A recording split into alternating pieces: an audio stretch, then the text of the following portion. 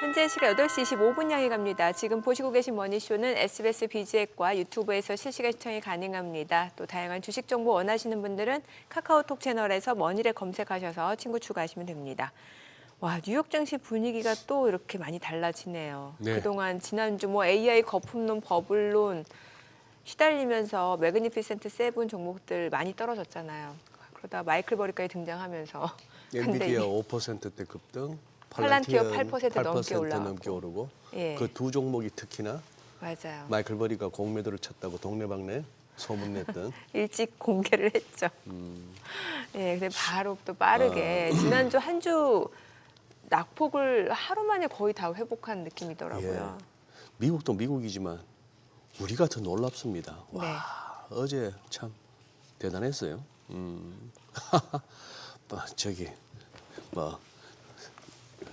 잘 납득이 안 되니까 빨리 납득시켜줄 분을 빨리 모셨으니까. 네, IS 김태성 본부장 함께합니다. 어서 오세요. 네. 어서 오세요, 김 안녕하세요. 부장님. 네. 오늘은 20분 갖고 부족해서 네. 지금부터 해서만 한 40분, 50분 붙들어 모시고 네. 아니 맨날 뉴욕장부터 묻습니다만 어제 아니 지수가 3%가 넘어요. 네. 100 몇 포인트? 어제 상승도 상승인데 지금 역사적인 고점까지 또 얼마 안 남았기 때문에 글쎄. 아마 기술적으로 오늘이나 내일 정도에 또 한 번 역사적 신고가 지수를 우리가 볼 가능성이 높아진 상황이죠. 일단 요 며칠 동안 지금 시장을 짓눌렀던 요인은 크게 두 가지입니다. 일단 첫 번째는 앞서서 말씀 주셨다시피 AI 버블론, 네. 그러니까 고점에 대한 부담감. 그리고 이제 두 번째, 여기서 이제 수급에 좀 개선이 들어와야 하는데 그 수급의 개선을 막았던 건 결국 미국 정부의 셧다운의 장기화였습니다. 그런데 이 셧다운 장기화가 완벽하게 끝난 것은 아니지만 구분응선을 넘었다라는 평가를 받고 기대감이 좀 있다 보니 다시 한번 AI 쪽으로에 대한 강한 관심도가 좀 쏠린 상황인데 갑작스럽게 어제 하루 만에 AI 진영에 큰 변화가 있었던 것은 아닙니다. 그렇죠. 근데 최근 2주 동안 어떤 일들이 좀 있었냐면 일단 네. 크게 두 가지를 좀 뽑을 수 있어요. 일단 첫 번째, 힘들 때마다 지금 가장 캐펙스 투자를 많이 하는 기업이 어디냐? 바로 메타입니다. 네. 그러니까 메타가 사기성 광고 때문에 돈을 많이 벌었다라는 오명도 있지만 가장 지금 캐펙스 투자에 대한 규모가 크고 강하게 나온 상황입니다. 그러다 보니 AI 버블 논란이 있을 때마다 메타의 발언 때문에 조금은 하방 경직이 보여진 상황.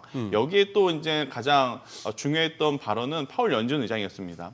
기자가 물어보죠. 지금의 버블과 과거 닷컴의 버블과 비교를 했을 때 어떻게 보이느냐. 근데 파월 연준 의장이 딱 선을 긋습니다.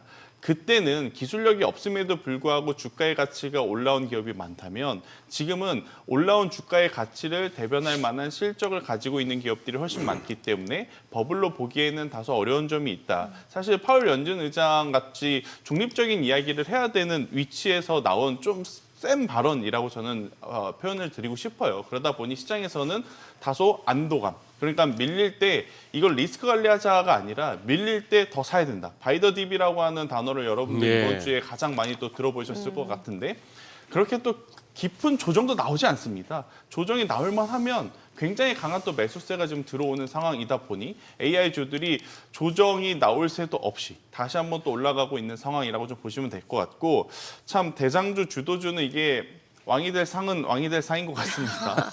엔비디아가 네. 또 CT 쪽에서는 지금 또 220불이라는 목표가 상향 리포트들이 나오고 있는 상황이에요. 그러다 보니 참 지금 위치에서 이렇게 강하게 상승하는 게 맞나 싶긴 하지만 결국 시장이 선택을 하고 시장이 선택했다는 건 대다수의 투자자분들이 지금 선택을 했다는 것으로 좀 보이기 때문에 여기에 또 반하는 모습을 보이면 또 힘들어지는 것 같습니다. 또 순응하는 모습을 보이면서 우선은 계속 좀 쥐고 가셔야 되지 않을까라는 의견 드리겠습니다. 네.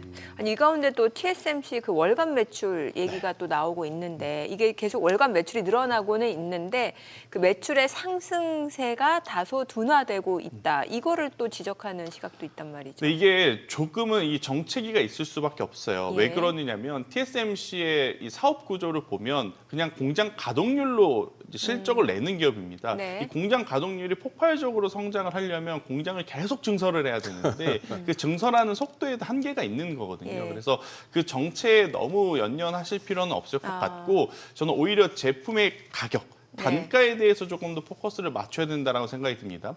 우리나라 반도체를 통틀어서 그리고 글로벌 반도체를 통틀어서 세 가지 제품에 지금 집중을 하고 있거든요. 첫 번째는 DDR4. 두 번째는 DDR5, 세 번째는 낸드 플래시. 요 세 가지의 이제 제품의 가격이 얼마만큼 더 상승을 할 거냐가 최근 이제 불거지고 있는 버블 논란을 저는 잠재울 수 있는 포인트라고 좀 말씀드릴 수 있을 것 같습니다. 지금 삼성전자와 SK하이닉스 사실 최근에 어떤 이야기들이 흘러나오냐면 이젠 지난주부터입니다. 금보다 네. 더 비싼 DDR4, DDR5라는 또 표현이 나오기 시작을 합니다. 예, 일주일 만에 현물 가격이 30% 급등을 합니다. 그러니까 쥐고 있는 그 재고상들도 네. 이제는 막 주진 않는답니다. 가격 디램 흥정을 가격이 해서 일주일 사이에 30%가 네, 올라요. 30% 올랐습니다. 이게 그런데 장기화될 가능성이 굉장히 높은 게 뭐냐면 만약 쇼티지가 나타난다면 방법은 두 가지밖에 없습니다. 수요가 줄어들 때까지 기다리든지 아니면 공급량을 늘려야 됩니다. 그런데 네. 지금은 수요가 줄어들 가능성이 굉장히 낮죠. 그러면 공급량을 늘리면 되는 것 아니야라고 생각을 하실 수는 있는데 이 공급량 늘리는 게 생각보다 쉽지 않습니다. 체크를 해보니까 일단 지금 SK하이닉스는 이보다 더 고부가 가치 제품인 HBM을 생산을 하기 위해서 DDR4, DDR5 가격이 아무리 좋다 하더라도 HBM 라인을 디램으로 공정 이전을 좀 하기에는 좀 어렵다라는 평가를 받고 있고 삼성전자도 지금 상황에서 캐펙스 투자를 하거나 아니면 공장 증설을 더 하지 않는 이상 최대 가동률을 지금 돌리고 있는 상황이다 보니 쇼티지 현상을 해소가 되려면 시간이 좀 필요한 거예요.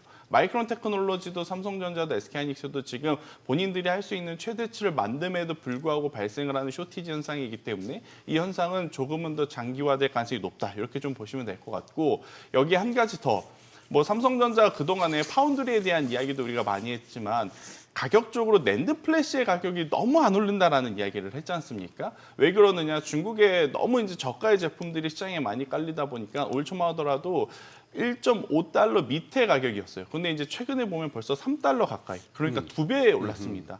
그러니까 많이 어떻게 보면 기대하지 않았던 낸드 플래시의 가격까지도 지금 벌써 더블이 된 상황이다 보니 다가오는 4분기 적어도 내년 1분기, 2분기까지 반도체 IT 기업들에 대한 실적은 우리가 충분히 기대해봐도 괜찮지 않겠느냐라는 분위기가 형성이 되다 보니까 많이 빠지지도 않고 오히려 21선 밑으로 내려오게 되면 순식간에 아랫꼬리가 확 붙는 좀 매수세가 들어오는 이유이기도 지금 한 상황이라 반도체 IT 같은 경우에는 사실 없으신 분들이 신규 매수하기에는 어려운 거 저도 공감을 합니다. 하지만 이제 가지고 계신 분들 같은 경우에는 빠르게 지금 매도하실 필요는 없지 않겠는가라는 정리를 드려보도록 하겠습니다.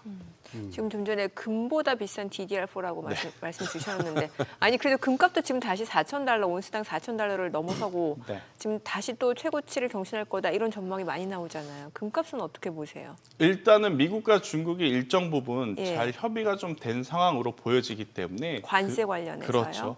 그동안에 이제 금의 가격이 천정부지로 솟았던 건 미국도 중국도 금을 쓸어 담았기 때문에 네. 혹시 모를 만일의 사태를 대비해서 그래서 이제 올해 상반기보다는 아마 금을 매입하는 속도에 대한 부분이 조금은 다소 정체가 될 가능성이 높지 않을까라는 생각이 들어서요. 금 가격이 떨어진다라고 말씀드리는 것이 아니라 올해 2분기, 3분기에 보여줬던 상승 속도를 내기에는 조금은 더 이제 지켜볼 필요는 있다 생각이 들고 있고 사실 오르기 전에 사는 게 좋은데 또 오르고 나면 많은 개인 투자자분들이 붙기 시작을 하거든요. 벌써 이제 금 시세가 이제 올라간다라는 것을 이야기를 듣고 또 많은 개인 투자자분들이 지금 막 적극적으로 이제 사려고 하는 그때이기 때문에 BG 시청자분들 같은 경우에는 이럴 때 조금은 이제 한 템포 좀 숨을 고르셨다가 객관적으로 또 판단을 하고 그 다음을 좀 고민을 해 보셨으면 저는 좋겠다는 이야기를 드리겠습니다.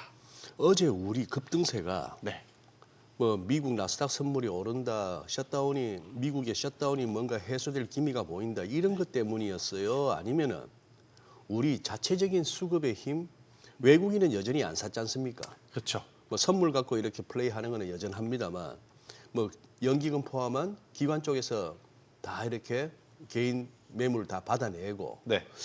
여기서 그러면서도 이렇게 엄청난 지수 3%대 그리고 상승 종목이 거래소 코스닥 할 것 없이 한 3천 개 넘었잖아요. 그렇죠.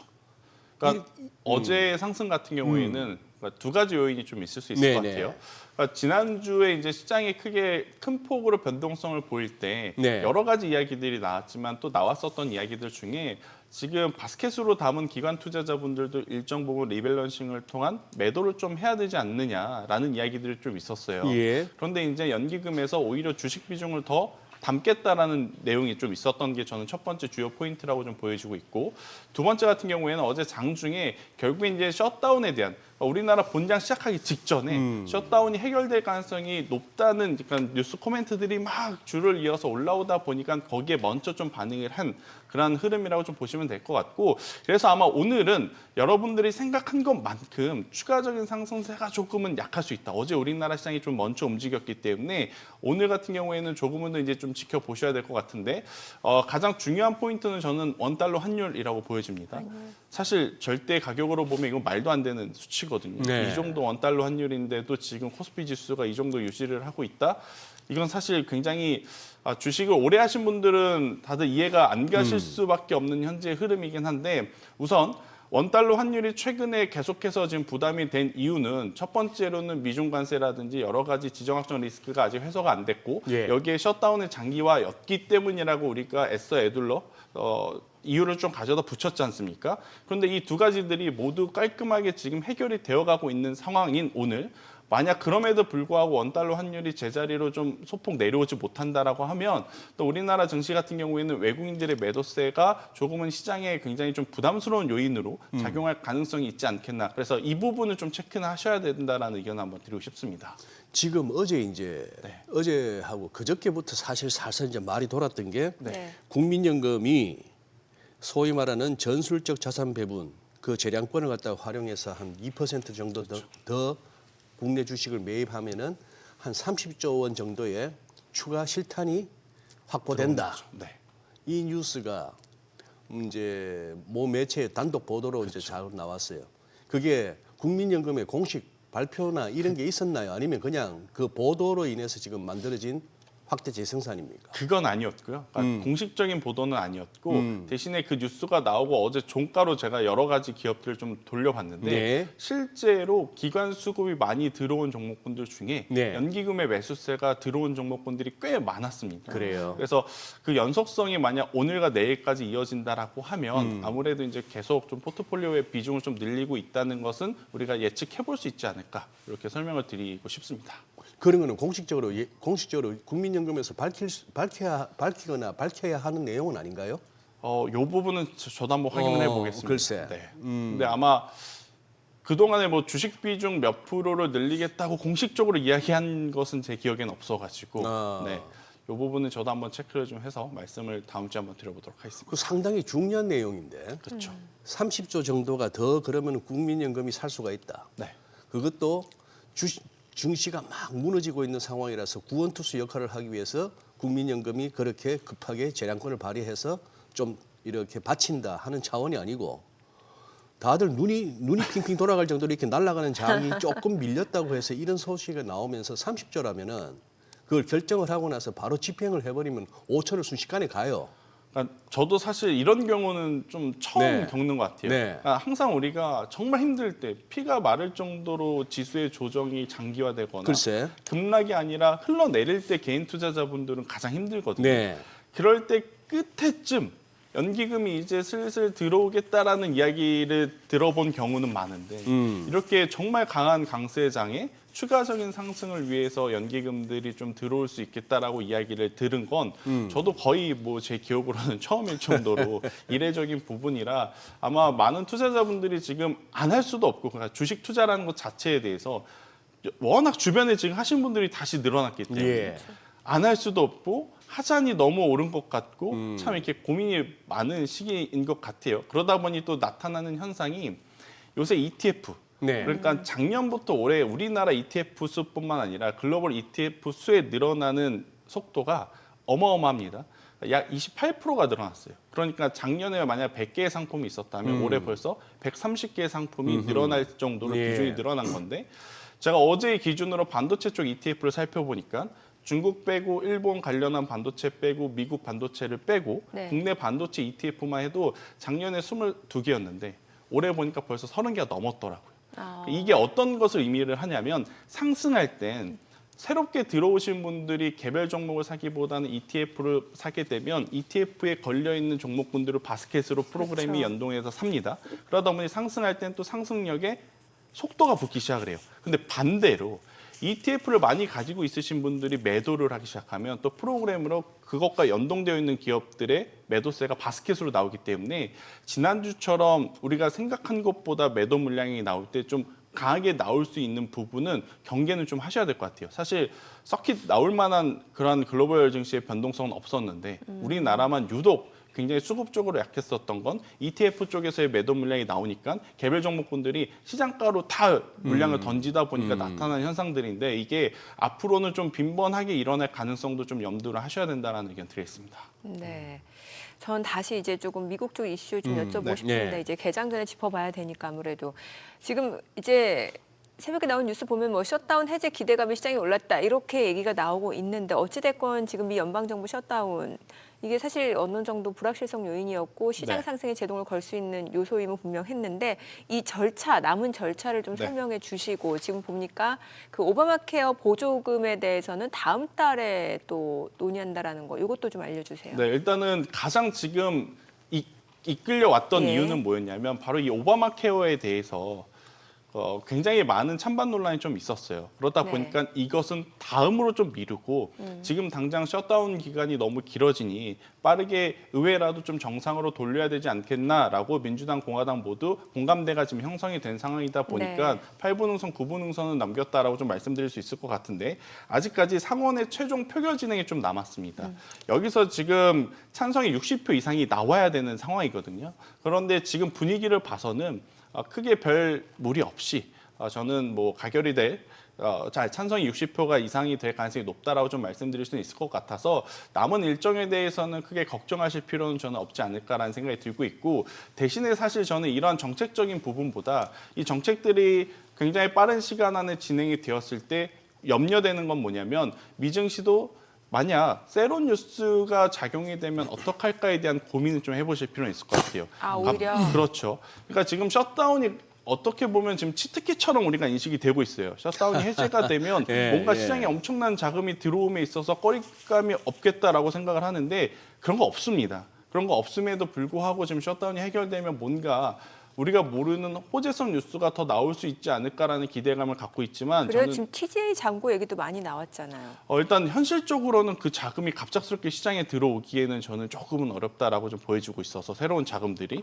그래서 저는 셧다운에 대해서 너무 의미 부여를 하실 필요는 없을 것 같고 더 중요한 거는 이제 우리가 그동안에 보지 못했던 지표들을 이제 한 번에 볼 수 있다라는 건데 네. 과거 지나간 지표는 볼 수는 없습니다. 하지만 예. 민간 고용 지표를 이제 떠나서 정식적으로 공식적으로 지금 보이는 물가 지표라든지 고용 지표를 지금 보면서 또 금리에 대한 이야기를 지금 할 가능성이 높다 보니 거기에 조금 더 포커스를 두고 저는 투자 전략을 세우는 게 더 맞지 않겠나라는 의견을 드려보도록 하겠습니다. 그러니 이제 미국도 예를 들어서 이제 막상 셧다운 해제가 됐을 때 그때 가서 뭐 장이 뭐 오르고 내리고 간에 그때 가서는 또 이제 셧다운 얘기를 안 할 수도 있어요. 그렇죠. 어제 같은 날 이제 뉴욕에서 제일 그냥 장 끝나고 나서 한 줄로 요약해봐 하면은 뭐 셧다운 해제 기대감 뭐 이런 식으로 해서 이제 그 급등세를 설명을 하는데 셧다운을 뭐 몰랐던 것도 아니고 그러니까요. 셧다운이 계속될 거라고 생각한 사람도 없을 거고 그렇죠.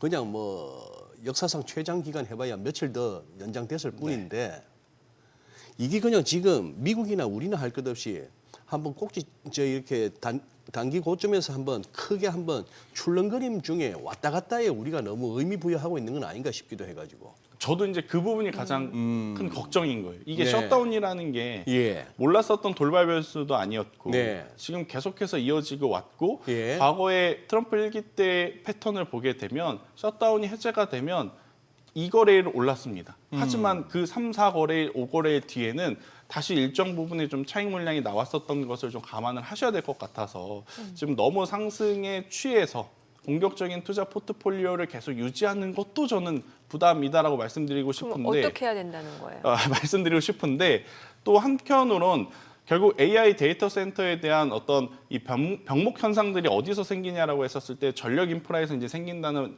말들이 많지 예, 않습니까? 예. 그러면 이 셧다운들이 해제가 되면 잠시 멈춰 있었던 이런 인프라 투자에 대한 이야기들이 또 가속도를 또 붙을 수 있겠다라는 생각이 들다 보니까 지금 돌아가면서 순환매를 지금 나타내고 있어서 우선은 저는 테크주들이라든지 AI 관련주들을 가지고 계신 분들 같은 경우에는 다음 주까지는 꼭 가지고 가셔야 된다. 다음 주에 어떤 일정이 있냐? 결국 엔비디아의 실적이 실적. 모든 방향성을 저는 말해줄 수 있지 않겠는가. 만약 실적 발표가 나왔을 때 두 가지입니다.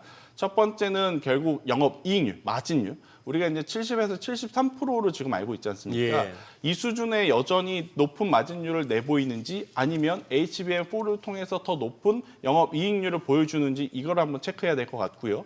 두 번째로는 결국엔 발열 및 신규 수주에 대한 이야기 그리고 중국에 대한 수주에 대한 이야기들에 대한 컨퍼런스 콜을 저는 여러분들이 좀 집중하셔야 될 것 같아요. 그래서 이 두 가지가 만약에 잘 어우러져서 시장에서 긍정적으로 받아들인다라고 하면 저는 엔비디아는 다시 한 번 더 밸류를 높게 받을 가능성이 높고 그렇다면 반도체주들 같은 경우에는 다시 한 번 또 투자를 할 수 있는 타이밍이 될 수 있지 않을까 이렇게 좀 보고 있고 반대로 우리가 생각했던 것보다 영업이익률이 정체가 된다거나 아니면 HBM4라고 불리우는 새로운 제품에 대해서 수율이라든지 아니면 수요에 대한 부분이 조금 미진하게 되면 또 가격 조정이 아니라 기간 조정에 들어갈 가능성이 높습니다. 왜 그러느냐면 그건 엔비디아의 문제이지 지금 샌디스크라든지 웨스턴 디지털과 같은 HDD 플래터라든지 SSD 저장 장치를 만드는 쪽은 또 기하급수적으로 늘어나고 있거든요. 그래서 이제 지수의 급락이라기보단 기간 조정이 좀 나타날 가능성이 높다라는 의견을 한번 드려보도록 하겠고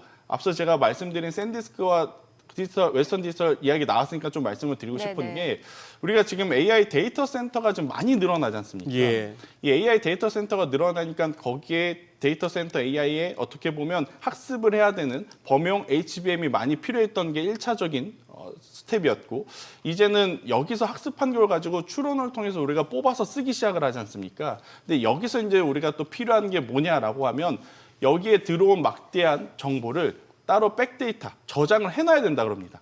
안 그러면 데이터 센터에 어떤 변수가 좀 발생이 돼서 오류가 생겼을 때 그것을 대체할 만한 백데이터가 없으면 굉장히 큰 사고로 이어지기 때문에 그래서 AI 데이터 센터용 저장 장치가 필요한데 지금 이걸 HDD 플래터라고 하는 그러니까 일명 하드디스크 드라이브입니다. 그런 것들이 수요가 기하급수적으로 늘어나는 이유 그리고 SSD라 그래서 우리 블랙박스 보시면 그 조그만 칩 있지 않습니까? 예, 예. 그걸 만드는 기업이 이제 샌디스크인데 아하. 이거 저희가 보통 인터넷 플랫폼에서 주문하면 다음 날 오는 플랫폼을 써도 예. 2주 뒤에 온답니다. 그 왜요? 정도로 쇼티지 현상이 나타난 지금 상황이라 그런 기업들이 여전히 지금 남아 있는 상황이라 지수의 급락보다는 아무래도 종목별 순환 장세가 좀 나타나지 않겠나라는 의견을 드려보도록 하겠습니다. 이제 뭐 100포인트는 가볍잖아요. 네. 코스닥을 얘기하는 사람들은 없습니다. 코스피만 얘기해요. 그렇죠. 외국인 수급도 선물 통한 플레이도 보면 코스피에 집중돼 있으니까. 그렇죠. 그런 상황에서 이게 4,073이고 어제 우리가 11월 4일 날 봤던 사상 최고치가 4,226. 100포인트 두 번도 필요 없네. 한 80포인트만 7, 80포인트 한 이틀만 올라도 이거는 최고치 경신이에요. 그렇죠. 경신인데 지금 분위기는 이러다가 이제 올라가 버리면은 이번 11월 들어서 초순 동안에 출렁출렁 하는 와중에 이제 담으신 분들은 그 담으신 분들보다도 이 하면서 이렇게 이제 정리하신 분들만 허탈해지는 거죠. 그렇죠. 그런데 저는 허탈하실 필요는 없다 생각합니다. 네. 이거 버틸 수 있는 사람보다 네. 버티지 못한 사람이 더 많기 때문에 그러니까 일정 부분은 저는 인정할 건 인정하고 가야 된다 생각이 들어요. 인정할 건 그러니까 인정하고. 저는 줄이는 것도 좋은 선택이었다고 보여져요. 네. 이제 문제는 네. 이제 언제 어느 타이밍에 어떤 기준을 가지고 무엇을 담을 거냐. 이제 이것에 집중을 해야겠죠. 어차피 이제 덜어낸 건 덜어낸 거니까. 근데 많은 투자자분들이 사실 이럴 때 포모 현상에 시달리다 보니까 굉장히 위험한 자리라는 걸 시간이 지나면 느끼지만 지금 당장은 또 못 느끼시는 분들이 많으신 것 같아요. 그러다 보니 고점에 매수를 하게 되는 경향들이 없지 않아 있는데 저는 우선 최소한 21선 조정까지 받은 종목분들을 먼저 좀 챙겨보자. 예. 그러니까 반도체 IT도 지난주에 조정이 나왔을 때 제가 어떤 이야기들을 좀 드렸냐면 삼성전자도 SK하이닉스도 누가 먼저 21선 밑으로 내려올지 모르겠지만 누가 먼저 내려오더라도 그 내려온 종목을 사는 게 지금은 가격적으로 혹은 매매 전략적으로 더 유리하다라는 이야기를 드렸거든요. 우선 기회는 삼성전자 쪽으로 먼저 왔습니다. 그래서 사신 분들 같은 경우에는 지금 또 굉장히 좋은 퍼포먼스를 보이겠지만 SK하이닉스는 기다리셨던 분들은 허탈해 하시겠지만 지금 쫓아서 살 건 아니다. 대체 종목 저는 충분히 있다고 생각을 합니다. 만약 SK하이닉스를 이번에 21선 조정에 못 담으신 분들 같은 경우에는 저는 눈을 조금 빠르게 돌려서 유리기판 쪽을 보시는 게 맞다. 이 이야기를 드리고 싶어요. 왜 그러느냐면 결국엔 데이터 센터의 양이 늘어나고 양이 늘어나는 만큼 요구하는 스펙들이 지금 올라가지 않습니까? 예. 그러면 스펙이 올라가면 반도체 칩에 대한 사양도 올라갑니다. 그러니까 계속 8단, 12단에서 HBM4로 지금 넘어가는 상황이잖아요. 스펙이 올라가면 올라갈수록 뭐가 문제냐? 지금 발열이 문제인 상황. 그러니까 결국엔 마지막 끝단에서는 지금 실리콘 카바이드 계열의 어떤 이 기판 소재보다는 유리 기판 쪽으로 넘어갈 가능성이 가장 현실적으로 높은 상황이라 저는 그래도 지금 상황에서 상대적으로 덜 올랐지만 앞으로 올라갈 수 있는 폭 자체가 많이 남아있는 쪽을 보고 있노라면 저는 유리 기판 쪽을 저는 지금 위치에서 한번 관심을 가져보는 게 맞다. 지금 미국도 보면 대표적으로 액침 액체 냉각 관련 기업인 버티볼딩스라고 하는 기업이 실제 작년부터 올해 굉장히 좋은 실적을 내보이면서 주가의 퍼포먼스도 잘 보이고 있거든요. 근데 사실은 액침 액체 냉각보다도 지금 현재 기판에 대한 발열을 잡으려면은 유리 기판이 가장 완성도가 높고, 그러니까 완성도가 높다라는 게 기술적인 부분도 있겠지만 아무래도 단가적인 부분도 액침 액체 냉각보다 훨씬 더 합리적인 가격선에서 지금 제어를 할 수 있다고 알려져 있기 때문에 저는 오히려 여러분들이 만약 반도체 IT 투탑을 보고 계셨는데 SK하이닉스 내가 저때 샀어야 되는데 이러지 마시고 SK하이닉스가 저렇게 간다면 따라 올라갈 기업들 중에 저는 유리기판 쪽을 바라보시는 것도 괜찮다. 대표적으로 뭐 삼성전기, SKC 이걸 말하고 싶은 건 아니고요. 이들은 이미 여러분들이 알고 있기 때문에 뭐 JNTC라든지 필옵틱스와 같은 장비 쪽을 한번 보시는 것도 나쁘지 않다. 이렇게 좀 설명을 드리겠고 또 추가적으로 이야기를 드리면 지금 HBM4 그리고 앞으로 이제 또 새로운 HBM이 나올 때 가장 중요한 건 얼만큼 더 잘 쌓을 거냐의 싸움이지 않습니까? 네. 이 잘 쌓으려면 기본 조건이 뭐가 돼야 되냐면 발열에도 강해야 되지만 누가 더 미세하게 평탄도를 잘 잡아주느냐도 문제거든요. 이걸 이제 장비를 펠리클 장비라고 보통 하는데 지금 EUV 펠리클 장비 우리나라 내재화한 기업 국산화한 상황은 아닙니다. 그러면 만약 장비 쪽에서 본다 했었을 때 아직 국산화하진 못했지만 앞으로 국산화할 수 있는 가능성이 높다면 이쪽도 접근 가능 분야가 되겠죠.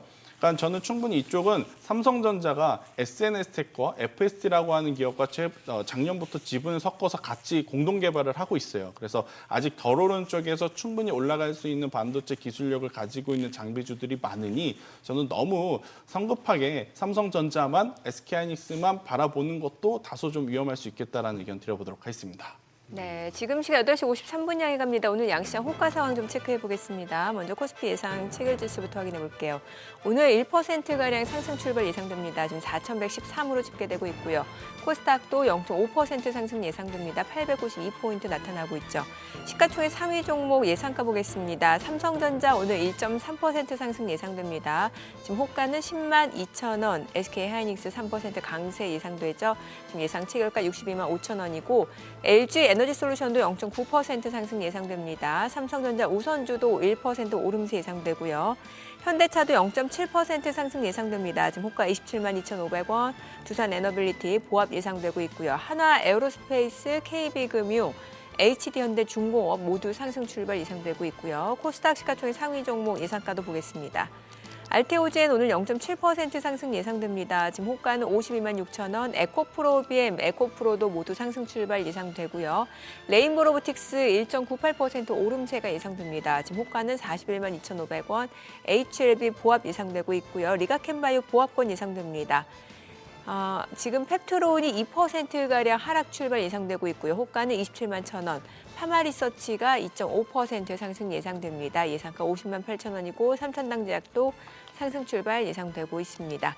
자, 이제 개장까지 한 5분가량 남았는데요. 아무래도 간밤 뉴욕 증시에서 뭐 엔비디아를 비롯해서 마이크론 테크놀로지 또 AMD 뭐 반도체 섹터 굉장히 좋았잖아요. 네, 그래서 예. 오늘 국내 증시도 반도체 섹터 행보가 관심이 가네요. 그러니까요. 예. 나스닥 2.27% 상승인데 네. 필라델피아 반도체 지수가 3% 상승을 했으니까 맞아요. 반도체가 다 했다고 볼 수 있는 그런 장이죠. 오늘도 이제 지수가 1%까지도 갈 수 있는가? 지금 동시효과에서는 1% 위도 가능하다는 어떤 시그널인데 한번 봐야 되겠고. 그리고 이것도 한번 설명이 좀 듣고 싶네요, 김 본부장님. 네. 어제 또 이제 우리 국내 관련해서 나왔던 얘기가 배당소득 분리과세 이 얘기인데 그리고 상법 개정안 좀 더 이제 속도를 붙이겠다는 거고 뉴스의 흐름을 볼 것 같으면은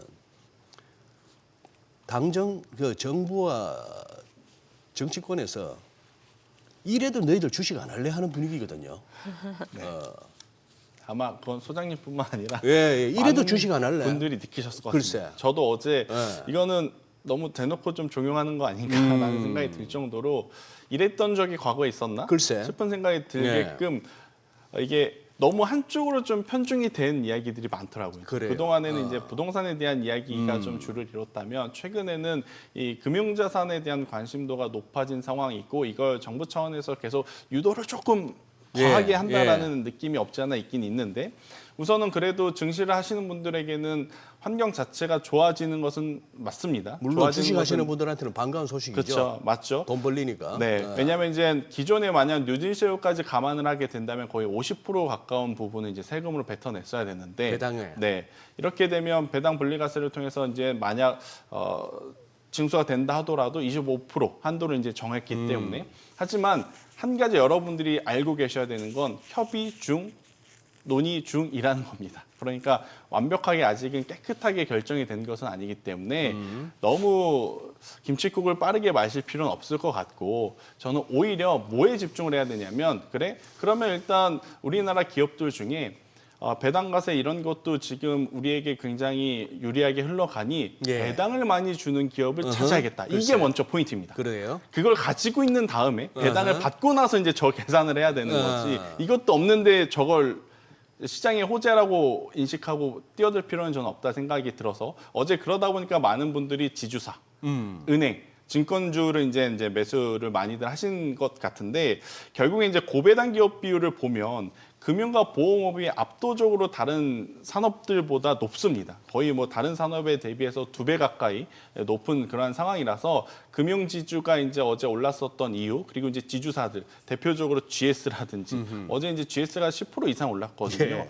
그렇게 올랐었던 이유라고 좀 보여지는데 저는 계속 말씀드리지만 금융지주 같은 경우 그리고 은행 보험 같은 경우에는 지금 코스피 지수도 코스피 지수인 상황 그리고 이제 그들의 업황 환경 자체가 워낙 우호적이기 때문에 주주하는 정책을 통해서 배당에 대한 비중이 늘어나는 기업들을 추려서 저는 꼭 한번 체크를 해보셨으면 좋겠다는 생각이 듭니다. 그래서 이제 제가 체크를 해왔더니 네. 결국에는 KB금융과 하나금융지주가 금융지주 쪽에서는 가장 돋보인다라고 좀 보시면 될 것 같고 기관들이 많이 산 이유가 있었네요. 네, 그리고 이제 지주사 쪽에서는 저는 일단 GS보다는 GS가 배당 성향은 좋긴 한데 지금 계열사가 그렇게까지 돈을 잘 벌고 있는 상황은 아니기 때문에 지주사 쪽에서 본다면 저는 두산과 LS를 한번 보시는 게 좋을 것 같고요. 두산이요. 네, 그리고 이제 가장 좋은 것은 HD 현대가 네. 여러모로 지금 좋습니다. 그러니까 어떤 주주 환원 정책에 대한 부분도 주주환원 정책이지만 지금 계열사들을 보면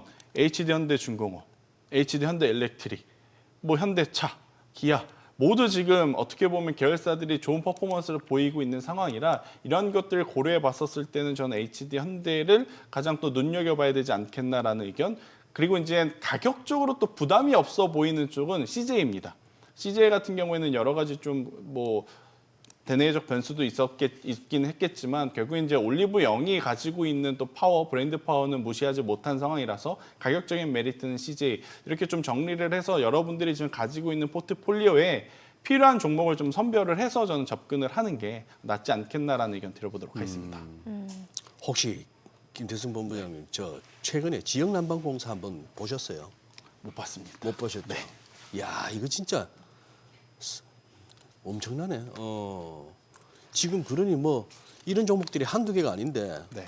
혹시나 싶어가지고 그거 사실 지역난방공사는 못 봤고요. 한국전력은 봤습니다.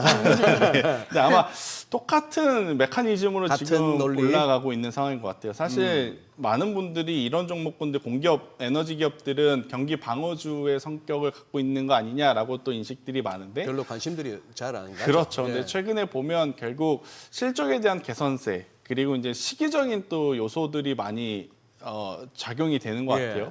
지금 11월, 12월, 1월, 2월 들으면 유럽이 본격적으로 겨울에 들어갑니다. 예. 그러면 결국 천연가스라든지 LNG와 같은 에너지원의 가격이 또 올라가는 상황이고 또 이게 그 얘기 저희 개장하고 예, 알겠습니다. 조금 더 들어보겠습니다. 오늘 국내 증시로 확인하죠. 개장합니다.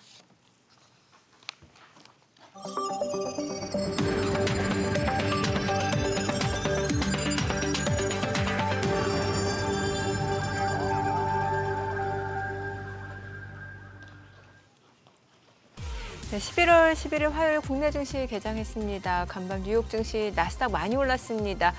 그동안 이제 AI 버블론, 거품론에 시달리면서 조정을 받았던 주요 기술주들이 대거 강세를 나타내면서 시장 상승을 주도하는 모습이었습니다. 팔란티어 테크도 8% 넘게 급등을 했고 엔비디아도 6% 가까이 올랐습니다. 뿐만 아니라 AMD, 마이크론 테크놀로지, 또 알파벳까지 모두 매그니피센트 세븐 종목 모두 상승을 나타내는 상황이었고 어제 국내 증시도 오후 들어서 시장 상승폭이 확대가 되면서 코스피가 3% 넘게 상승을 나타냈는데 오늘 시장 출발 지수 좀 보겠습니다. 코스피가 1.38% 상승합니다. 4,129. 그리고 코스닥도 0.6% 올라갑니다. 894입니다. 양시장 추가적으로 상승세 이어지고 있고요. 시가총액 상위 종목 시초가 보겠습니다. 아무래도 엔비디아를 비롯해서 주요 기술주들 많이 올랐기 때문에 오늘 국내 증시 쪽에서도 반도체 섹터 흐름 좋습니다. 지금 삼성전자가 2% 이상 올라갑니다. 103,500원, SK하이닉스도 3% 이상 상승 중이죠. 626,000원. LG 에너지솔루션도 2.7% 상승합니다. 478,000원. 그리고 삼성전자 우선주도 2% 상승 보여주고 있고요. 현대차는 0.3% 상승에 그치네요. 지금 271,500원. 두산 에너빌리티가 0.7% 올라갑니다. 82,200원이고 한화 에어로스페이스도 0.8% 상승합니다. 973,000원. KB금융, HD현대중공 모두 1% 이상 올라갑니다. 코스닥 시가총액 상위 종목 시초가 보겠습니다. 알테오젠이 0.3% 상승하면서 사흘 만에 좀 반등을 보여주고 있고요. 에코프로비엠도 1.5% 올라갑니다. 156,000원. 에코프로가 좀 많이 올라가네요. 2.9% 상승하면서 97,000원, 3% 이상 올라갑니다. 레인보로보틱스도 1.7% 오름세 412,000원. HLB도 상승하고요. 리가켄바이오는 약보합권입니다. 148,300원. 펩토로는 3.6% 하락합니다. 268,000원. 에이벨바이오도 좀 떨어지네요. 99,700원. 파마리서치는 2% 올라갑니다. 삼천당제약도 상승합니다. 215,500원에 거래되고 있습니다. 오늘 시장에서 특징을 보이고 있는 섹터 종목들 체크해 보도록 하겠습니다. 저는 양시장 상승 보여주고 있는 상황에서 리튬 관련주, 반도체 관련주 쪽 흐름 좋습니다. 반도체 쪽에서는 앞서 보셨다시피 이제 HBM 쪽도 좋고 지금 3D 낸드 쪽도 흐름 좋습니다. 그쪽에서는 이제 KC텍이 지금 7% 이상 강세를 나타내고 있습니다. 42,750원, PSK홀딩스도 3% 상승 중이고요. 유진테크도 2% 이상 올라갑니다. 그 밖에 테크윙, DNF, 테스 다 상승 보여주고 있고 원익 머티리얼즈도 3% 이상 올라가고 있습니다. 그리고 제우스, 심텍 모두 상승 보여주고 있고요. 유니테스트, 원익 IPS 다 올라가고 있는 상황이고 리튬 쪽에서는 중앙첨단 소재가 지금 9% 이상 올라갑니다. 3,485원. 그리고 이제 리튬 포어스, 하이드로 리튬, 유일 에너테크 다 올라갑니다. 아무래도 뉴욕 증시 쪽에서도 또 MP 머티리얼즈가 많이 급등을 했거든요. 이제 국내 증시 쪽에서도 그런 식의 연관성을 좀 이어가 볼 수 있지 않을까라는 생각이 들고 미래 나노텍, 미래산업도 올라가고요. 지금 EV 첨단 소재, 앱툰도 다 강세를 보여주고 있습니다. 자, 그 밖에는 유리기판 쪽도 움직임 좋습니다. 피롭틱스가 6% 이상 올라갑니다. 52,600원, HB테크놀로지도 7% 상승세 보여주고 있는 상황이고 한빌레이저, 램테크놀로지, YC캠 다 3% 이상 올라갑니다. SKC도 1.8% 올라갑니다. JNTC도 2.4% 상승 흐름 보여주고 있는 상황이고요. 그리고 오늘 모더나 쪽 움직임도 약간 있네요. 파미스, 소마젠이 7%에서 5.8% 상승 흐름 보여주고 있습니다. 오늘은 반도체하고 리튬 쪽 흐름 굉장히 좋아요. 유리기판 쪽하고. 수급 상황 체크해 보겠습니다. 오늘 유가증권 시장에서는 개인 투자자가 753억 원 순매수고요. 외국인과 기관은 각각 207억 원, 598억 원 매도 우위를 나타내고 있습니다. 코스닥에서는 개인과 외국인 순매수 보여줍니다. 각각 40억 원, 53억 원 순매수고요. 기관은 76억 원 매도 우위를 나타냅니다. 환율 체크해 보겠습니다. 달러 원 환율입니다. 오늘 5원 상승하네요. 1,456원 40전에 개장이 됐습니다. 환율 왜 이렇게 올라가는 걸까요? 네. 환율. 네. 예, 달러엔도 지금 154엔 네. 다시 회복하고 있고, 아까 보니까 일본 굉장히 경상수지가 좋게 나왔던데, 9월 경상수지 네. 4조 4,833억 엔 흑자 예상치 상회 4조 4천 얼추 우리 돈으로 40조가 넘고 한 41조 된다는 얘기인데, 그렇게 되면 달러로 얼마입니까? 와, 뭐 옛날에 그냥 1,000원 기준으로 1조를 10억 달러 했으니까 뭐 엄청나게 하는데도 불구하고 애는 약세. 그러니 뭐 여기도 이런 거 갖고 설명이 안 되는 그런 환율 됐죠. 달러 강하고. 근데 지금 재밌는 거는 참 뭐랄까, 이 기사를 읽어드릴게요. 똑같은 11월 11일자 기사인데 원화 약세도 한몫, 동학개미도 미국 정시로, 국내에 없는 코스피 3배 투자. 그래서 지금 미국으로 가는데 이 코스피 3배짜리가 레버리지가 이제 뉴욕에 있다는 거예요. 네. 이쪽으로 가죠. 자, 근데 똑같은 11월 11일 기사인데 증시 변동성 커지자 개미들이 개미 투자자 인버스 매수 다시 고개 들었다. 다시 불붙은 인버스 ETF 배팅. 자, 그러면은 자, 인버스 배팅 하신 분들은 저희가 방송을 하면서 야, 시장이 지금 막 불을 뿜고 있습니다. 잘 가고 있습니다 하면 얼마나 꼴보기 싫겠어요. 그런데 지금 3배짜리 ETF 사신 분들은 입장에서는 이거 혹시 고점 아닐까요? 우리가 시장이 조금 과열 조짐이 있는 거 아닐까요? 하면 저 덜 떨어진 뭐 이런 식의 또 되니까 어디다 장단을 맞춰야 될지 모르니 그냥 중립기업 받고 가는 겁니다. 그래요.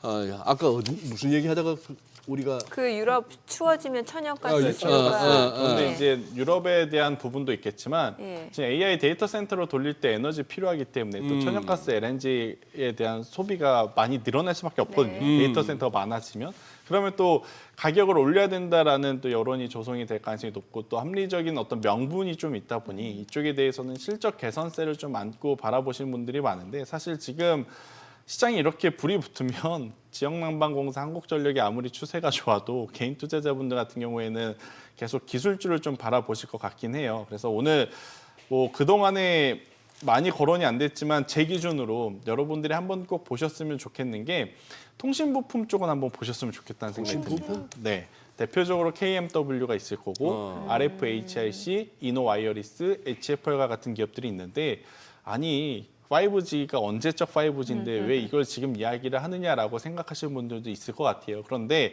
한 가지 명확한 건 결국엔 지금 AI 데이터 센터가 굉장히 어떤 확장성을 가지고 온 디바이스에 들어왔을 때 가장 중요한 건 통신망의 속도입니다. 뭐 우리나라 같은 경우에는 속도에 불만이 그렇게 많지는 않아요. 그런데 미국이나 유럽에 가면 여전히 네. 속도가 우리나라보다는 월등히 지금 떨어지는 네, 그러한 예. 상황이거든요. 그래서 젠슨항도 지난 GTC에서 이런 이야기를 하죠. 다른 건 다 지금 좋은데 병목 현상으로 보이는 쪽이 전력에너지원과 통신망이라 이쪽에 대한 투자는 과감하게 해야 된다. 그래서 엔비디아도 노키아 지분을 굉장히 빠르게 인수를 하면서 이쪽에 대해서 지금 투자를 하고 있는 상황이라 그러면 미국이 중국을 규제하는 것은 조금 넘어갔죠. 그런데 네. 지난주부터 어떤 이야기가 나오냐. EU가 중국의 화웨이 통신부품 장비들을 규제를 하기 시작을 했습니다. 그러면 그 빈 공간을 누가 채울 거냐. 당연히 우리나라 기업들이 지금 갈 확률이 높은 상황입니다. 실제로 유럽 매출들이 잡혀 있는 기업들이 있기 때문에 그래서 오늘 뭐 반도체 IT 쪽만 바라보고 계시는 것 같은데 저는 시선을 좀 딴 데로 돌려보시면 지금 가격적으로 우리가 한번 접근을 해볼 수 있는 섹터로서는 5G 통신 부품주 KMW가 벌써 5%, HFR이 3%대 강세를 보이고 있는 상황이라 지금 나오고 있는 기업들 중에 상단 위에 있는 장비 쪽에 먼저 집중을 하셔야 됩니다. 5G, 6G 장비. 통신 부품 장비 쪽. 그 외에 플랫폼 같은 경우에는 아무리 우리나라에서 잘 만든다 하더라도 미국에서 유럽에서 쓰질 않습니다. 이것은 그냥 솔직하게 말씀을 드리는 겁니다. 보안 때문이라도. 그렇기 때문에 우선은 장비 쪽을 먼저 보시는 게 맞다. 그래서 RFHIC, KMW, 이노와이어리스, HFR 이렇게 한번 보시는 게 저는 맞다는 의견을 한번 드려보도록 하겠고 한 가지 더 아마 오늘 또 가장 실망감을 안고 계실 분들은 뭐냐면 반도체를 못 사신 분들보다 제약바이오를 가지고 계신 분들일 것 같아요. 제약바이오를 가지고 있는데도 지금 안 오르니까 지수는 올라가는데 이 종목과 섹터는 안 오르니까 굉장히 속상하실 것 같은데 저는 제약바이오는 크게 걱정하실 필요는 없다는 생각이 듭니다. 특히나 뭐 삼성바이오로직스는 지금 거래 정지가 되어 있기 때문에 좀 논외로 치고 SK바이오팜이라든지 셀트리온 같은 경우에는 지금 이게 환율을 가지고 수혜를 보고 있다, 피해를 보고 있다 말하기도 참 어려운 이상현상이긴 하지만 절대 가치를 놓고 보면 수출 위주의 기업들에게는 이게 굉장히 좋은 또 호재성 뉴스일 수밖에 없거든요. 그 기준으로 보면 불과 한 달 전, 두 달 전만 하더라도 미국에 공장이 없어서 추후에 관세에 역풍을 좀 맞을 수 있겠다고 알려졌던 기업들은 반대로 이렇게 되었을 땐 수혜로 또 볼 수 있기 때문에 저는 셀트리온 그리고 SK바이오팜 혹은 ST팜과 같은 CDMO, CMO 원료 만드는 쪽은 지금 위치에서 조정을 한번 이용해 보시는 것도 나쁘지 않는 선택일 수 있겠다. 그리고 이제 지주사 쪽에서는 앞서 언급드렸던 두산과 LS가 지금은 가장 좋은 시세를 내고 있는 상황이라 이쪽은 주기적으로 한번 계속 추적하셔야 된다라는 의견 드리겠습니다.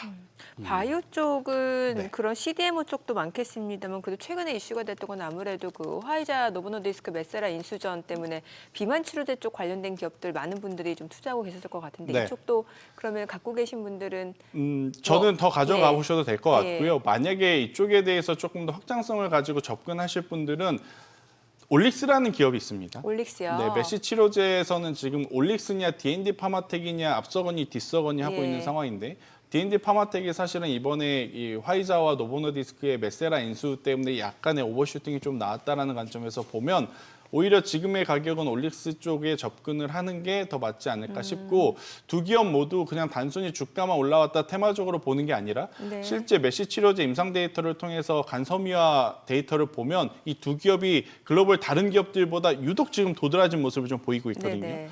메시 치료제 시장에 대표 치료제가 없습니다. 그래서 이 두 기업이 앞으로 어떤 퍼포먼스를 보이느냐에 따라 또 시장의 어떤 대장주가 될 가능성이 높아서 이쪽은 한번 바라보시는 게 좋을 것 같다는 의견 같이 드리겠습니다. 올릭스는 한참 그 탈모 관련주로 왜냐면 여기서 탈모 치료제도 개발하잖아요. 그쵸. 그래서 한참 많이 나왔던 종목인데 이번 또 메시 치료제까지 네.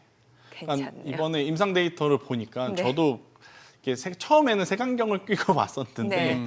올 초부터 저도 데이터를 쭉 보니 네. 실제 지금 메시 치료제가 비알코올성 지방간염 치료제에서 가장 중요한 건 뭐냐면 뭐 네. 여러분들이 아는 간 수치를 누가 먼저 떨어뜨리느냐 이것도 중요한데 더 중요한 건 간 수치를 떨어뜨림과 동시에 누가 간 섬유화를 촘촘하게 해주느냐 이게 이제 좋은 상태에서 그 환자가 계속 오래 생활할 수 있게 만들어준다고 그래요. 그래서 네. 이제 간섬유화가 누가 가장 합리적으로 잘 만들어주느냐가 이 기술의 포인트라고 알려져 있는데 여기서 지금 또 높은 데이터율을 보인 쪽이 올릭스라서 기술적으로도 지금 굉장히 인정을 받고 있다 이렇게 좀 보시면 될 것 같고 또 11월, 12월 되면 굉장히 많은 학회들이 좀 있죠. 그렇죠. 학회 예. 일정에 맞춰서 우리가 이제 제약바이오주들을 많이 보던 시기가 있었는데 예. 올해 하반기는 제약바이오에게 좀 속상한 이야기지만 반도체주가 시장의 시선을 너무 확 끌어가다 글쎄. 보니까 네. 학회? 그거는 일단 모르겠고 나는 일단 반도체를 봐야겠다. 네. 이런 심리가 있어서 조금은 속상하실 수 있겠다라는 의견 드리겠습니다. 뭐 지금 뭐 방금 비유 비슷하게 학회 지금은 뭐 그게 아니고 그렇죠. 반도체다 뭐 이렇게 되는 것처럼 오늘이 11월 11일이면 이게 또 일자 이거 그거 쓸쓸해 보인다고 이게 관군제 아닙니까? 네. 독신남들. 네. 이게 또 11월 달에 단골 메뉴였거든요. 그렇죠. 장 끌어올리기 위해서 뭐 이렇게 찾다 보면 관군제 쇼핑 뭐 알리바바에서 이번에는 매출이 사상 최고치를 넘을까요? 화장품 몇 개 나갈까요? 뭐 이러고 있었는데 관군제 얘기하는 사람 없네 이제. 어제 대거 화장품 종목군들이 이제 장 마감 때쯤부터 실적이 따다다닥 발표가 됐거든요. 네, 네. 근데 한국콜마에 한 방 먹었고요. 한국 콜마에 그래서 오늘 보니까 코스맥스도 코스맥스에 주가가 많이 또 떨어져요. 투펀치를 네. 맞았죠. 투펀치를 맞고. 네. 실리콘2에서 잠깐 회복 하나 했지만 일단 우리가 2분기 때 화장품을 한번 크게 좀 당한 상황에서 3분기 기대를 했었는데 3분기도 너무 저조한 지금 상황이라서 시장의 관심들이 지금 관군제 쪽으로 쏠리고 있지 못한 상황. 그런데 또 이렇게 관군제가 필요 없는 장이 됐으니까. 그렇죠. 잘 그것도 가니까 있죠. 오늘도 2%네. 네. 예, 오늘도 4,220도 가능하겠는데. 그렇죠. 지금 다들 기술주 보고 있느라 바쁘신 것 같고 네. 또 공교롭게도 이럴 때 엔터주라도 좀 좋은 퍼포먼스를 냈으면 좋겠는데 하이브가 일회성 비용이라고는 하지만 또 실적이 예. 꽝으로 나왔기 때문에 엔터사들도 지금 피할 수 없는 조정을 맞고 있는 상황. 지수가 상승함에도 불구하고 이런 상황이라서 저는 이쪽에 대한 부분은 올해에는 약간 이제 보수적으로 보는 게 더 맞지 않겠나라는 의견. 요즘 제 주변은 돈 생기면은 이런 거 아니라 주식 쇼핑 하시려고 하시는 분들이 주식 많아요. 쇼핑? 네, 주식 쇼핑. 좀 떨어지면 사겠다 이런 마음으로 이제 들고 있다가 사려고 하시는 분들이 꽤 있으시죠. 떨어지면 사겠다 하셨으면 떨어지면 사야 되는데 네. 또 그분들이 떨어지는 걸 못 기다리셔서 사시는 게 좀 문제가 된다. 이 부분만 좀 조심하시면 될 것 말이 같습니다. 좋아 떨어지면 사겠다고 하지만 떨어질 때는 쫄아서 못 사요. 그게 사람 심리야. 그렇죠. 예. 오를 때는 막 마음이 급해서 막 쫓아가면서 사게 되고. 맞아요. 그러니까. 아니 근데 이렇게 반도체가 가면은 예전에는 그 반도체 소재 부품 장비까지 뭔가 좀 낙수 효과 기대감이 있었는데 요즘에는 좀 그런 느낌이 아니거든요. 네. 예.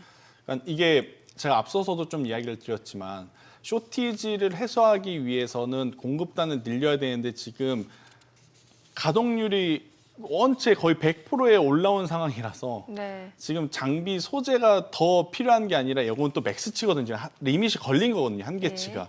만약에 공장이 더 많고 돌릴 수 있는 기계가 많다면 소재 빨리 가지고 들어와, 부품 빨리 공급해, 장비 빨리 들어와 이게 되는데 지금은 그런 상황이 아니다 보니까 자꾸 이제 삼성전자와 SK하이닉스 그러니 DDR4, DDR5 낸드 플래시를 가지고 있는 쪽에 대한 관심도만 지금 높아지는 상황이고 오히려 미래의 기술이라고 얽혀지는 유리기판이라든지 아니면 MLB 초고다층 지금 나오는 이 스페타시스와 같은 기업들의 지금 시선이 가고는 있는데 이들도 예전처럼 삼성전자와 SK하이닉스가 간다 그래서 확 들어오지 못하는 것 같아요. 그러니까 첫 번째 이유는 그것도 있겠지만 두 번째는 외국인들이 좀 도와줘야 반도체 IT 투톱 가면서 소부장주들이 갑니다. 근데 네. 오늘 지금 코스피가 2%가 넘죠. 그리고 SK하이닉스와 삼성전자가 이렇게 강함에도 현물에서 외국인들은 여전히 매도세를 지금 보이고 있는 상황이라 아무리 개인 투자자분들이 지금 돈을 뭉태기로 갖고 온다 하더라도 동시에 올리기에는 좀 벅차 보이는 상황이 아닐까라는 생각이 들어서 이 부분은 참 고민을 하시고 제가 앞서 이야기 드린 대로 그래도 미래의 기술력을 보고 투자를 할 수 있는 부분들 유리기판과 EUV 펠리클 장비 쪽은 계속 관심을 좀 가져보셨으면 좋겠다는 의견 드리겠습니다. 네. 오늘 네. 내용 잘 들었습니다. 고맙습니다. 고맙습니다.